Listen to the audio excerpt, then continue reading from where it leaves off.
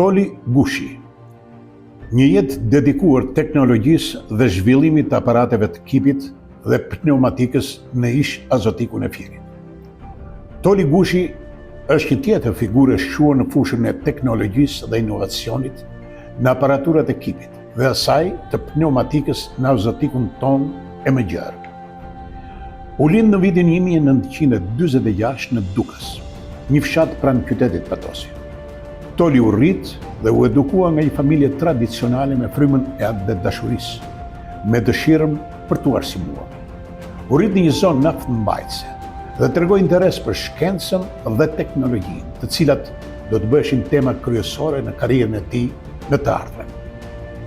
Pas përfundimit të shkollës 7 vjeçare në Patos me rezultate të shkëlqyera, Toli Gushi vazhdoi shkollimin e tij në degën e prodhimit të naftës Kuçov, ku doli me rezultate të larta dhe u titullua teknik mes. Për një kohë të shkurtër, punoi në ndërmarrjen e naftës në Marinës.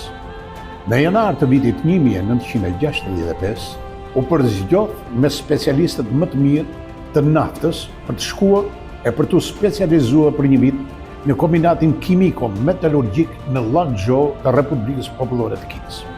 Atje u specializua në aparaturat matëse të kontrollit të kipit për azotik.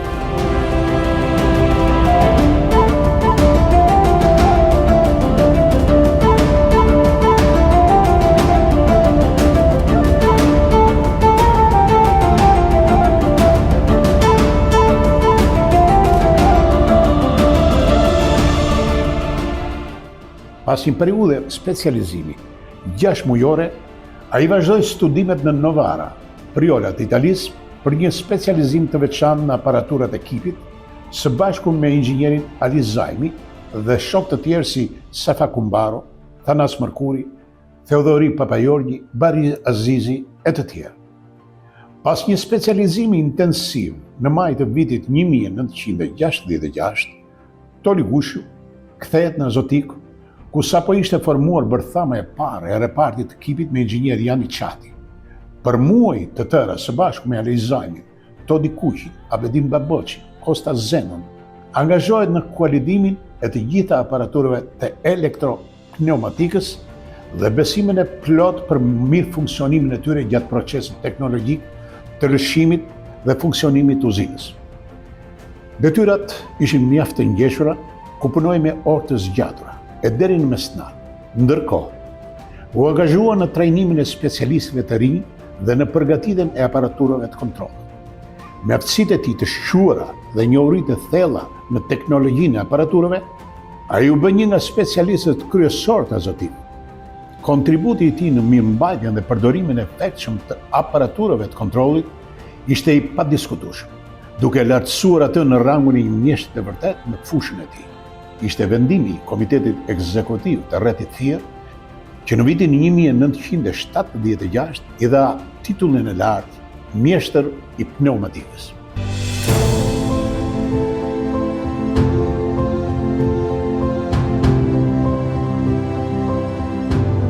Gjatë periudhës 27 vjeçare në Azotik, Toli i ka borxh edhe familjes së tij.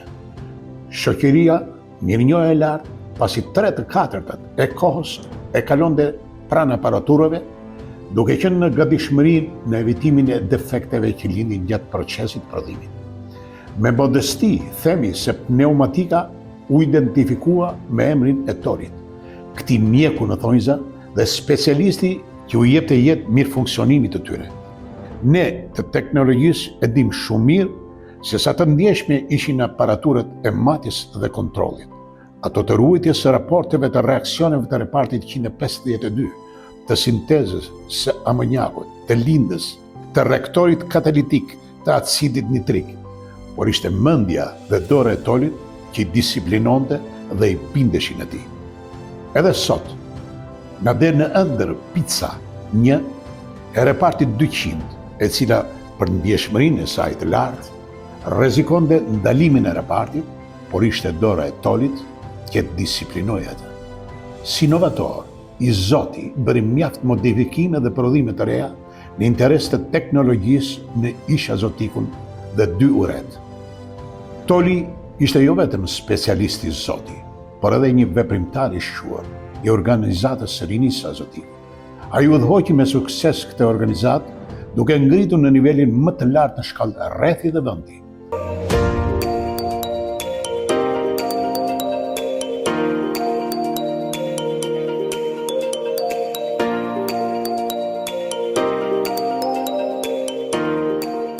Në Azotik, u njoh dhe krijoi familje me laborantën Vjolca Ferko dhe Solloniet 2 vajzat, Sonila dhe Selda. Sot, ato kanë krijuar familjet e tyre dhe jetojnë në Selanik. Gjatë 27 viteve, si specialist dhe mjeshtër në aparaturat e pneumatikës, Toli Gushu ishte më i kërkuari dhe u shua për profesionalizmin dhe përkushtimin e tij të pashoq në shërbim të teknologjisë. Në atë sektor, Toli punoi krahas inxhinierëve dhe mjeshtërve të shquar, Jani Çati, Ali Zajni, Jorgo Themeli, Todi Kuqi, Kosta Zeno e mjaft të tjerë. Ai mori vlerësime të larta dhe njohej nga institucionet zyrtare, duke përfshirë dhe mjaft tituj nga ish presidiumi i Kuvendit Popullor dhe duke fituar tituj mjeshtër i pneumatikës.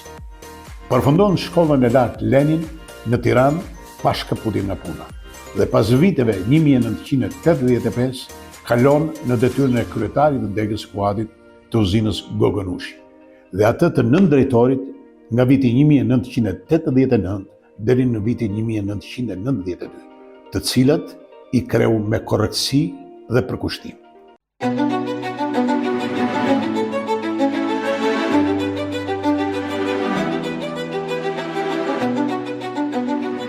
Me ndryshimin e sistemeve ekonomike shoqërore, Toli Gushi u kërkua nga shumë ndërmarrje private duke dhënë kontribut me eksperiencën e tij. Ndërto mund të përmend linjat e vajit ullirit në Orgozhin, Vlorë, Cakran, Peshtan, në fabrikën e qumshtit Lufra, në atë të konservave të peshkut në Skrofotin Vlorë. Për një periudhë prej 15 vjetësh, punoi si specialist në ndërmarrjen private, ushqimore, ku kreu mjaft modifikime dhe inovacione të reja. Për një kohë të gjatë, kreu detyrën e përqesit fabrikës së vajit Fjoll deri në daljen e tij në pension.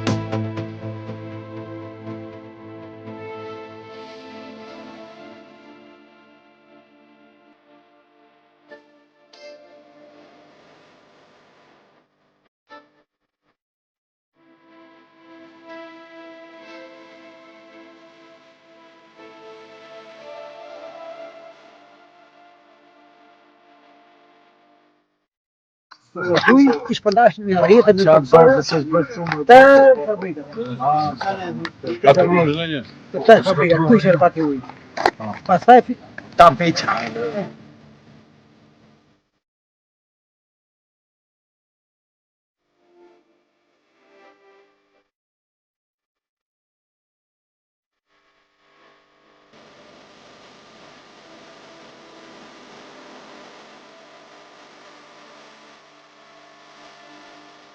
Pas viteve 2019, u vendos familjarisht në Selani, por me mendje dhe zemër jeton mes nesh, azotikasve të tij të dashur. Me mallin për shokët, së bashku me bashkëshortë e Vjolca, vijnë në takimet tona përditshme. Kontributi i tij në Azotik dhe në karrierën e tij të mëtejshme është një testament për aftësitë e tij unike dhe përvojën e madhe që la në fushën e specialitetit të kipit dhe pneumatikës, i cili ka lënë gjurmë të pashlyeshme në fushën e tij të punës dhe do të mbetet në kujtesën tonë dhe në histori si njëri prej yjeve të kipit.